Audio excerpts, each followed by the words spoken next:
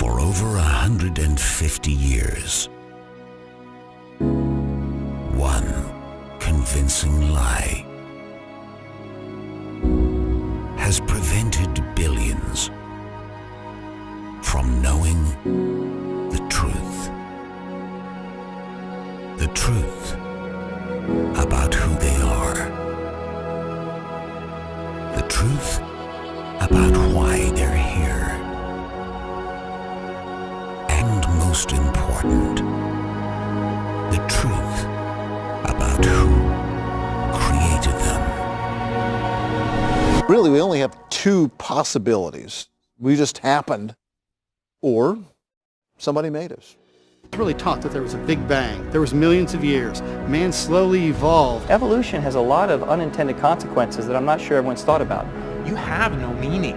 There's no reason for you to exist. When you start buying into evolution, you've opened a door to say you don't have to trust the Bible completely. Evolution in millions of years is the greatest myth ever forced on the minds of men. It's not science versus religion. It's a worldview clash. Explore the evidence.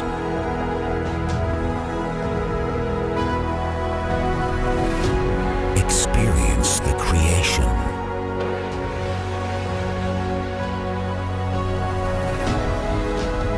And discover the truth.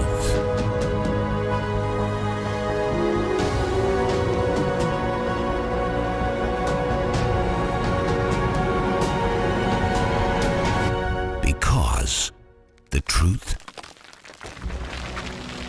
will set you free.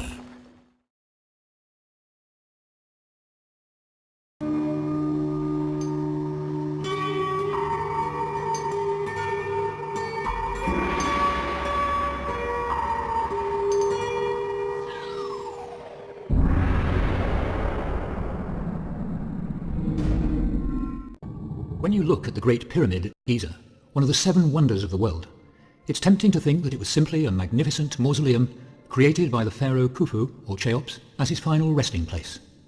But as we'll see, that is far from the truth. It certainly is a wonder, but a wonder far greater than most people realize. Strangely, the Great Pyramid has none of the normal characteristics of Egyptian tombs, like hieroglyphs, extravagant artifacts, ornate wall art, or elaborate coffins. Furthermore, the pyramid was aligned with the points of the compass with a precision that could only be matched by today's engineers. There are about 2.5 million stones, each weighing between 2 and 40 tons, and every one of them perfectly placed. The mathematics required for the unusually impeccable precision of the Great Pyramid's construction would be very advanced. Although, as normal, most of the pyramid was made of grey-yellow nummulite limestone, other, most unusual materials were also used, like rare granite lining the king and queen's chambers, and other rare forms of limestone covering the entire pyramid. But more of that later. In one of the greatest finds of this century, archaeologists have unearthed a 4,500-year-old papyrus, which describes how, unlike many other pyramids, highly skilled technicians led the construction by professional engineers to ensure its precise alignments, including, as now speculated, with the stars of Orion's belt as they were nearly 5,000 years ago. It was also constructed with unusual speed, 20 years at the most. So why the haste? Was it needed for something else? It's a puzzle, and the only way to solve a puzzle is to follow the clues. So, like true researchers, let's do just that. Many people don't realize that the pyramidal cap is missing. It was almost certainly made of solid gold, or gold-plated at the very least. Surely, a huge cap of gold worth millions, possibly billions of dollars by today's value, was excessive, even for such an important pharaoh. Gold, as I'm sure you know, is one of the best conductors of electricity. And that's our first clue as to the real purpose of the pyramid. The second clue is the Great Pyramid's interior is incredibly complex, far too complex for a simple mausoleum. It comprises multiple chambers and shafts that are significantly different from the interiors of many of the other 180 pyramids of ancient Egypt. It was almost as if it were a kind of factory or machine with chambers of specialized granite, possibly containing materials or equipment, and then connected for some reason by these highly specialized shafts. The third clue is that the entire pyramid was originally covered by a thick layer of limestone, comprising nearly 150,000 so-called casing stones, all highly polished, interlocking, and flat to an accuracy of 1/100th of an inch. It would have been an amazing sight, pure white and brilliant in the tropical sunlight. But it wasn't so much about decorating the pyramid, it had a practical and technical function, hence the extreme accuracy. One of the best electrical insulators is limestone, and the limestone used to coat the Great Pyramid is a rare form which was brought from nearby Tura. Unlike common limestone, Tura limestone does not contain magnesium, which has the effect of reducing its insulation properties. The Great Pyramid was, in effect, the perfect insulator of any electricity that might have been generated within, both containing it and controlling it. The fourth clue is that a rare type of granite, rose granite, was used to construct some of the chambers in the pyramid and was transported more than 500 miles downriver from Aswan. Granite contains silica oxide, better known as the crystal quartz, and the Aswan granite used for the lining of the king and queen's chambers is almost pure quartz, 85%. Why is that important? Well, if you squeeze quartz and many other crystalline substances, static electricity is generated by the compression and movement of the atomic lattices. This is known as the piezoelectric effect, and thousands of years later is used in many forms of our technology. For example, if you have a record turntable, the stylus is typically a diamond crystal or a sapphire crystal that gets bounced from side to side along the grooves. This bouncing compresses or distorts these crystals, generating electricity, which is amplified to make the sounds we can hear. If the ancient Egyptian scientists could find a way to compress the quartz granite inside the pyramid's chambers, electricity would be generated, fully insulated by the limestone covering, and therefore the charge would have no choice but to find its way to the place of least electrical resistance, namely the gold cap. So, the only remaining clue we have to find is to see if there's any concrete evidence about how the ancient Egyptians could have compressed the quartz crystals in the granite body of the pyramid. And that clue is in the nature of the otherwise inexplicable trace chemicals found in two of the shafts. What are these chemicals that really have no place within a burial mausoleum? First, there are traces of hydrochloric acid in the southern shaft of the Queen's chamber, and of hydrated zinc chloride in the northern shaft. If these chemicals are brought together in a confined place, they react very strongly, releasing huge quantities of hydrogen gas. Step 1. As we've said, the southern shaft of the Queen's chamber contained hydrochloric acid, and the northern shaft contained hydrated zinc chloride. But they were kept at separate ends because they can react together so violently. Step 2. When these chemicals were deliberately mixed together, released towards each other down the shafts and into the Queen's chamber, huge quantities of hydrogen gas would have been released. Step 3. This pressurized hydrogen gas could only flow into the Grand Gallery. Unusually, the Queen's chamber's shafts do not vent externally. After entering the Grand Gallery, the gas passed through 27 mechanical resonators, whose fixings are still in place. Resonance is simply the sound you get if, for example, you blow air across the top of an empty bottle. This sound is, in effect, highly excited, turbulent kinetic energy, which can be used for Step 4.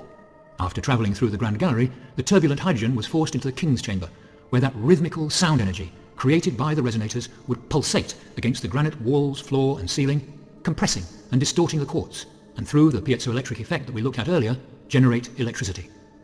The Great Pyramid, by all the evidence and science available, may have been the engine of a great power plant, where hydrogen gas was used to create electricity that indeed could have been beamed wirelessly around the world, emitted by that gold cap in a way that is exactly the same as Nikola Tesla's amazing proposal for wireless electricity, a proposal that disappeared along with most of his papers. There is some evidence that the ancient Maya and other cultures were producing similar energy, forming a huge electromagnetic network in the ionosphere, which, it is suggested, might have been harnessed by UFOs. But in fairness, this is just speculation, fascinating though it is, and we are concerned here with hard, provable facts. Dr. Brett I. Cohen has proposed a somewhat modified version of the theory. Again, it's based on observable facts, but coming to a slightly different scientific explanation of how the pressure waves that compress the granite were created. Apparently, according to Dr. Cohen, a highly respected physical scientist, there were traces of sulfuric acid in the southern shaft of the Queen's chamber, not hydrochloric acid, as Christopher Dunn has claimed. And in the northern shaft, there is ammonium chloride, as well as zinc chloride. Both of these could produce hydrogen without being mixed. And if that excited hydrogen were mixed with oxygen, just from the air, possibly by some form of blast furnace technique, a very powerful chemical explosion would occur. This explosion would create a massive blast wave, or pressure wave, which, as with Christopher Dunn's explanation, would travel through the Grand Gallery and into the King's chamber, violently compressing the granite walls, floor and ceiling, and thus creating electricity. A problem with this explanation is that when the hydrogen and oxygen react to produce an explosion, they also produce water, as we all know, and it would be in huge quantities. Where would it go? Luckily, there is a simple answer. Recently, aquifers, layers of trapped water, have been found directly beneath the Great Pyramid's mysterious subterranean shafts and chambers. Presumably, it's somewhere to drain the water. Because let's face it, dead pharaohs are not likely to need a water supply. But wouldn't there be evidence of these explosions? Recent research has uncovered a dark stain on the granite upper wall and ceiling of the Grand Gallery, where the explosions would have taken place. These stains appear to be the remnants of charring from heat. Furthermore, cracks have been discovered in the granite beams in the ceiling of the king's chamber by renowned Egyptologist Stephen Mahler. When the blast of super-hot gas rushed from the grand gallery into the king's chamber, the pressure would, of course, have been enormous. It is entirely possible that apart from the piezoelectric compression, some actual damage would eventually occur. Hence the cracks. But that's not the only evidence of controlled explosions. The great step outside the king's chamber has evidently suffered extensive damage. Dozens of cubic feet have been blasted away. None of this damage is recent. It has been dated through... The answer is yes. Scientists say that they have found a mysterious chamber hidden deep inside Egypt's Great Pyramid of Giza. The cavity is the first larger inner structure discovered inside the pyramid since the 19th century. Jonathan Vigliotti is in London's Petrie Museum of Egyptian Archaeology with what researchers think it might be. Jonathan, good morning. Good morning. Egyptian culture has mesmerized researchers like those here at London's Petrie Museum for centuries. Scientists spent 2 years using new technology to see through the pyramid. It's still unclear what's inside the chamber, but the dream scenario would be finding artifacts like these, new clues into our ancient past. Egypt's Great Pyramid has been shrouded in mystery for hundreds of years. Now, with the help of modern science, a breakthrough discovery.